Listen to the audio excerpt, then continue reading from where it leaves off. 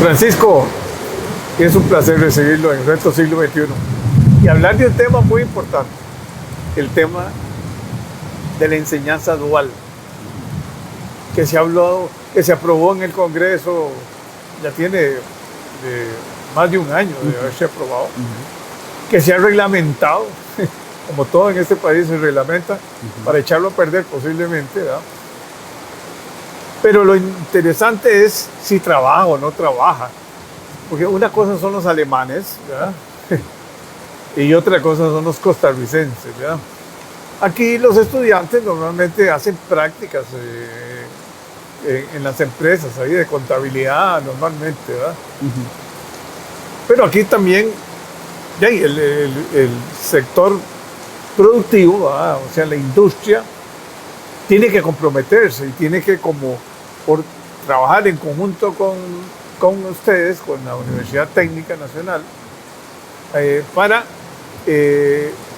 dirigir la capacitación a través de un mentor o alguien que le da una orientación, ponerle, es como un apadrinazgo durante los últimos 2 años de la carrera, creo que es.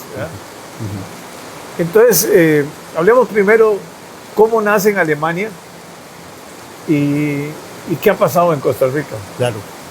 Muchísimas gracias, don Jorge, por invitarme a su programa. La educación dual tiene larga data en Europa, especialmente en Alemania, ¿verdad? Que es donde se sustenta y se fundamenta la educación dual a nivel mundial. Se dice que ahí nació. Algunos escritores dicen que la educación dual se fundamentó en Alemania a partir del siglo XII, ¿verdad? En la Edad Media, y creo que eso es fundamental, ¿verdad? Es algo que está como en el ADN de los alemanes, la educación dual. Es hasta 1959, si mal no me equivoco, que se establece ya una ley de educación y formación técnica en Alemania para alinear más las cosas, ¿verdad? Que ya se venían haciendo. En Alemania, como usted lo decía, para el empresario es un honor formar a una persona en educación dual. Ellos se orgullecen, la empresa que está en educación dual se orgullece por hacer ese proceso para la formación de los jóvenes, ¿verdad? Y muchos jóvenes se quedan trabajando en muchas empresas de eso. Claro, don Jorge, una empresa, por ejemplo, recibe 4 o 5 muchachos en una especialidad X y tal vez se deja 1 o 2 y el resto sabe que con la formación que tuvo en esa empresa se va a insertar rápidamente en el mercado laboral, ¿verdad? Tan es así que el nivel de personas jóvenes sin trabajo en Alemania es muy bajo, ¿verdad? La mayoría tienen trabajo. Y aquí todo lo contrario. Aquí todo lo contrario, ¿verdad? Creo que el modelo dual, así como lo establecen los alemanes, con ese compromiso que tiene la empresa, el Estado, el sector, ¿cómo se llama? Laboral, ¿verdad? Los sindicatos, es muy, muy importante porque hay una relación que el fin es formar a los jóvenes y de la mejor manera posible. De la mejor manera posible. Por eso ellos saben que el joven que ellos forman en la empresa va a ser una persona de categoría trabajando en su empresa. Y si no se queda en la empresa, sabe que se van a insertar en otra empresa y van a ser muy competitivos en otra empresa también. Ese modelo se ha querido instaurar en Costa Rica bajo una ley, como usted lo dijo, pero a mí me parece que no es el camino. No es el camino porque el sector empresarial tiene que comprometerse. Ahí no está el problema, el compromiso. Bueno, es que había primero, como de costumbre, que las cargas laborales, todo un montón de cuentos aquí que encarecen, en lugar de uno, como empresario, contratar a los trabajadores, darles una formación, iban a meter una serie de cargas sociales. Pues uno lo que debiera tener es pues proteger los riesgos del trabajo, pero no meterle todas las otras 33% que son las cargas sociales en este país, porque entonces ya se vuelve oneroso para el empresario. El empresario lo que tiene que hacer es, yo formo gente, yo le doy mi tiempo de la gente mía en la formación y como dices muy bien, me enorgullezco porque es una labor social, es una labor de solidaridad. Pero el Estado tiene que poner su cuota, ¿va? Y en este caso yo creo que ya la ley, por dicha, salió sin esas cargas. No sé realmente si a la negociación final creo que salió bien. Sí, tengo entendido que lo que tiene que pagar el patrón es meter a la persona en la póliza de riesgos del trabajo, claro, que es fundamental para protegerse, tanto él como la persona. Muchacho, sí. Claro, es importantísimo, ¿verdad? El aumento, tengo entendido que es muy poco, ¿verdad? En la planilla que reporta el empresario. Y creo que eso es una gran ayuda para el empresario, ¿verdad? A partir de ahí, pero la parte de compromiso que le decía a usted, don Jorge, no solamente va en esa dirección, sino en que tiene que comprometerse en que la persona que se va a encargar de esos muchachos tiene que estar bien formada. Y dedicarse. Porque no puede ser cualquiera. Ah, no. No puede ser cualquiera. Tiene que ser alguien especializado, además que enseñe, ¿verdad? Que enseñe. Entonces, que no lo vea como algo adicional a su trabajo. Precisamente. Sino que lo vea como su compromiso social, ajá, de solidaridad, sí, del empresario con los muchachos, ¿verdad? Exacto. Entonces el empresario también tiene que darle, como decimos aquí en Costa Rica, chance, para que la persona, además del trabajo que tiene que hacer, le pueda enseñar a ese muchacho o a esa muchacha, ¿verdad? Creo que eso es importante. La formación de esa persona tiene que ser muy buena, porque podemos tener un técnico muy bueno, pero si no está formado, enseñar, sí, si no está formado para enseñar, para evaluar, sí, ¿cómo lo evalúa? Eso es muy importante. Ahora, pero en la Universidad Técnica o en Lina, ¿cuál institución apoya a la formación de esos mentores, digamos? Es darles una capacitación, porque no es cualquiera el que...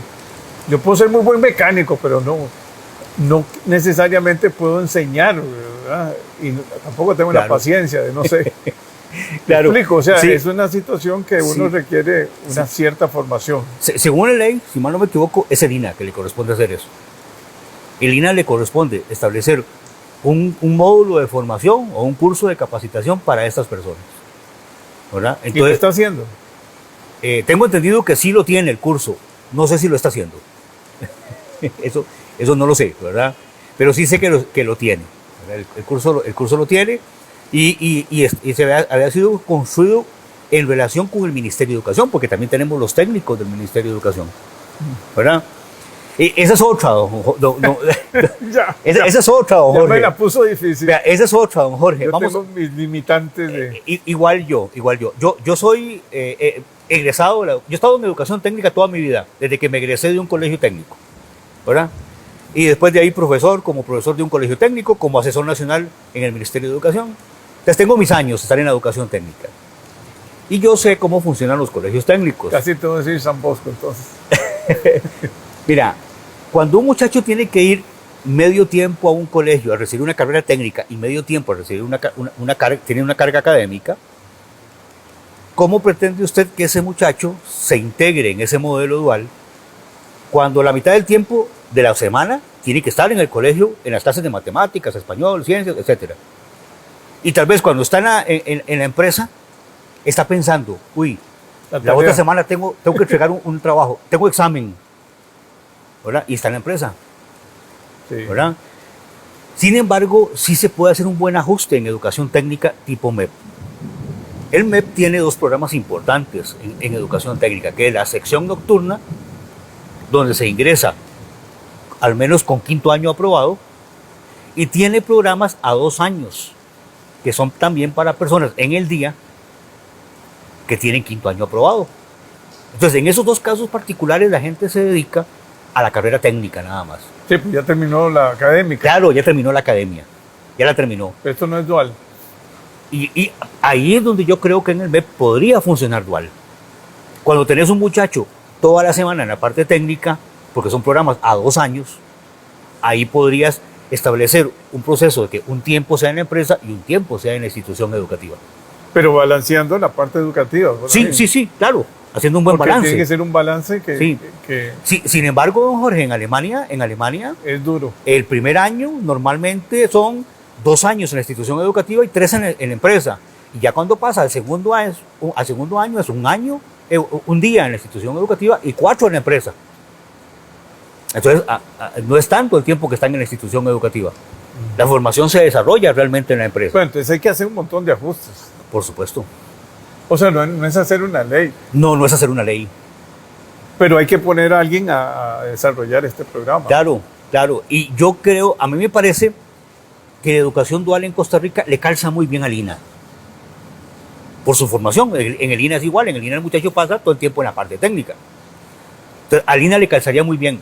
Además, tiene excelentes recursos económicos. Sí, y tiene ahora mucha flexibilidad con la nueva ley. Exactamente, eso le da mucha flexibilidad. Entonces, para mí es más aplicable al INA que a educación técnica del MEP, en mi opinión, ¿verdad? A excepción de esos 2 casos que podría ser aplicable la educación dual en esos 2 programas que tiene el MEP de sección nocturna y el programa 2 años. Ahí tal vez se Y podría son aplicar. exitosos. Esos programas son muy... El de la sección nocturna es importante. Hay mucha gente que se inserta en la sección nocturna Porque trabajan el día. porque trabajan en el día. Entonces no es para cualquiera tampoco en la sección nocturna aplicar educación dual. No. Tendría que ser grupos ya especiales que le digan a las personas, mire, este programa es de educación dual. Solamente no va a poder trabajar. ¿Está de acuerdo en llevar el dual? Entonces la persona tiene que decidir si puede hacerlo o no.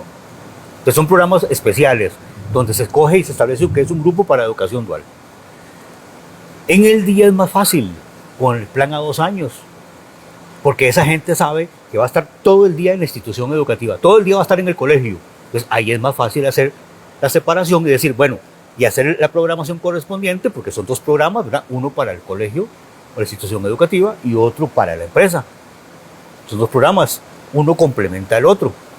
Entonces ahí podría separarse. Por eso, muy pero bien. la carga académica tiene que balancearse. Sí.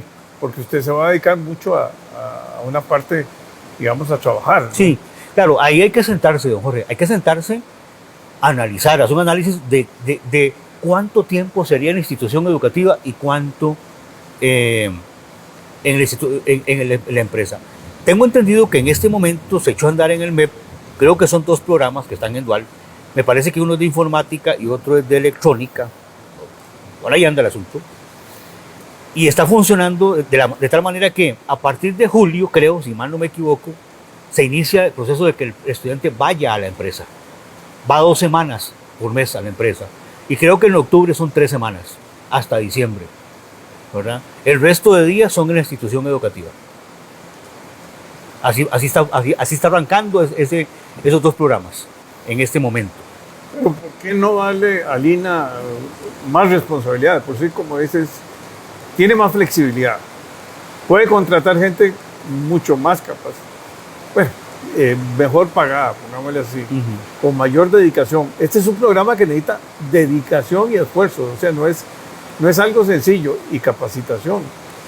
Porque además hay que hacer un trabajo con los empresarios, Eso es lo más duro, Jorge. porque los empresarios tienen que estar convencidos de que es un gran apoyo a la sociedad primero, a la juventud, al país, y que lo que va a invertir en esos muchachos, muchos se lo van a retribuir a ellos. Claro. Que no es una carga, que eso más bien es Eso que usted dice es un beneficio. esa es la visión que tiene que tener el empresario, que es un beneficio para el sector empresarial, porque yo voy a formarlo de acuerdo a mis necesidades. Sí, ¿verdad? porque uno es el que pone las Ajá, las exactamente. Ahora, hay cosas muy importantes. Yo creo que como pasa en Europa, como pasa en Alemania, hay empresas que no tienen toda la logística para formar todo el programa que tienen que aplicar en la empresa. En Alemania las empresas se ponen de acuerdo y forman un instituto. Ahorita no me acuerdo el nombre de esa empresa, de esa institución. Entonces ahí le enseñan al estudiante lo que no le pueden enseñar en la empresa. Yo tuve la oportunidad de estar en uno de esos institutos hace un tiempo, que estuve en Alemania, y es muy interesante porque en el mismo lugar usted ve a los muchachos con uniformes de su empresa, con diferentes uniformes, porque son de diferentes empresas, y están formándose en lo mismo. En lo mismo. Por ejemplo, tuve la oportunidad de ver a muchachos de diferentes empresas formándose, llevando la capacitación en la parte de torno, por ejemplo, porque la empresa no lo tenía. Entonces ahí se lo enseñan, ¿verdad? Y también en el mismo lugar, gente que le enseñan soldadura, porque la empresa no lo tenía. Y gente que les enseñan electrónica, porque la empresa no lo tenía. Ahí se lo enseñan. Entonces la empresa les enseña lo que tienen y lo que no tienen, lo aprenden en ese centro. Bueno, pero entonces tenemos que comprometernos o sea, es un proyecto país. Es un proyecto país, es muy importante. Esto no es para que nada más aprobamos una ley y ya. Y ya, no. Posiblemente, y yo tengo mis... Vamos a ver, en la estructura del MEP, tan grande, tan compleja, tan difícil, con toda la problemática que tiene, creo que no es tal vez el mejor espacio para hacer esta primera experiencia, porque es una primera experiencia. Y debiera ser el INA el que toma, digamos, la vanguardia en esto. Por eso que le digo que tiene más recursos,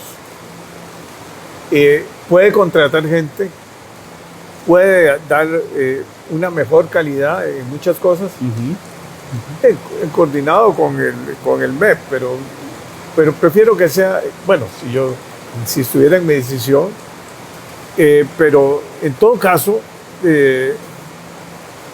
no es como que aprobamos la ley y ahora sí. No es así. No No es así, porque vea que en Alemania funcionó por muchos años, hasta en el 1959 se hizo la ley, después de venir funcionando por cientos de años el modelo. Entonces, la ley se hizo después de que estaba funcionando, ¿vale? Por decirlo así, ¿verdad? La ley ha sufrido cambios para hacerla mejor, pero es algo que tiene que arraigarse en la sociedad primero. Bueno, los empresarios sí están acostumbrados a recibir estudiantes, como te digo, sí, en muchas actividades, sí, pero básicamente de contables, financieras, no tanto en especialización, digamos, ¿verdad? Don Jorge, pero hay que acordarse que en educación técnica todas las especialidades del MEP tienen una práctica al final de 320 horas. Significa que todos los estudiantes, no importa la especialidad, van a la empresa. Ahí hacen su práctica. En mi tiempo, cuando me correspondió a mí hacerla, me tocó hacerlo también. Y en mi campo, que era la parte eléctrica, pues me tocó hacer muchas cosas junto con el técnico con el que trabajé, ¿verdad? En ese tiempo. Uno aprende muchas cosas, pero el tiempo es muy corto. Esa es la ventaja de la educación dual. La educación dual es muchísimo más tiempo en la empresa. Entonces, y actividades también cada vez más complejas. Sí. Y cada vez más dinámicas y cada vez con mayores cambios, ¿verdad? Sí, exacto. Porque yo, por ejemplo, lo que me enseñaban a mí era en aquel tiempo era con regla de cálculo muchas veces, ¿verdad? O con una máquina esa fácil claro, que uno le daba vuelta. Ahora son Excel y son una serie de herramientas de alta tecnología y esa es lo importante, porque lo importante es, como usted muy bien lo dice, que la demanda, o sea, que los empresarios le pongan la currícula de lo que necesitan, porque ya eso es lo que va a trabajar bien. Usted acaba de decir algo muy importante. Mientras que en Alemania es el sector empresarial el que dice qué es lo que hay que enseñar, en Costa Rica es el Estado el que dice qué es lo que hay que enseñar. Que está muy, muy perdido. Ahí hay una gran diferencia con el modelo dual alemán, ¿verdad? Entonces yo creo que al final hay un acuerdo, por supuesto, entre el sector empresarial y el sector de gobierno para ver qué se enseña, pero es el sector empresarial el que marca la pauta y dice qué es lo que se debería enseñar. Porque aquí hay un divorcio completo, ¿verdad? Entre muchas universidades, aún en el INA, entre las necesidades del sector empresarial y las realidades de los egresados de esas instituciones y de muchas universidades. O sea, el INA hasta ahora, gracias al cambio de la ley, puede lograr transformaciones. Y porque usted lo que ve en el INA son grandes instalaciones. Yo ayer, o no sé si ayer hablé con he hablado con gente que habla de lo que está sucediendo. Pero es que el mundo cambió. Sí. Y ahora no son las grandes instalaciones. Ya los mecánicos de carros ya no son los mismos. Ahora en un carro uno ve que se montan con una computadora, inmediatamente revisan qué es lo que está pasando, porque todo está computarizado. Entonces tienen que saber más los muchachos de herramientas de computación.